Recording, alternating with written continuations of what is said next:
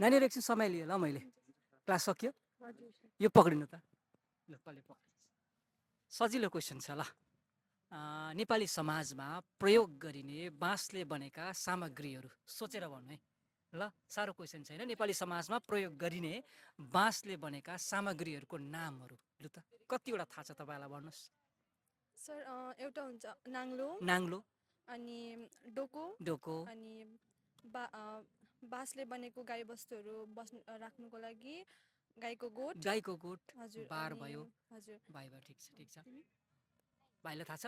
हजुर sir. Sir एउटा दसैँ तिहारमा लागिने पिङ, लिङ्गे पिङ। दसैँ तिहारमा खेल्ने पिङहरू है, सर, बाँसको पिङ हुन्छ। ओके। सर अनि बाँसुरी। बाँसुरी पनि हुन्छ। सर अनि धनुष र बाण। झन्को नानीलाई थाहा छ? हजुर के सर। छ? सर बाँसको चटाइ पनि हुन्छ, अन्त पराल र बाँसले बनेको छाना। Very good. यति हामीले जान्यौँ नेपाली समाजमा प्रयोग गरिने बाँसले बनेका सामग्रीहरू। यसभन्दा अझै धेरै तपाईँलाई थाहा छन् भने कमेन्टमा अवश्य लेखिदिनु होला। सबलाई थ्याङ्क यू भनिदिनु एकपल्ट। Thank you. ल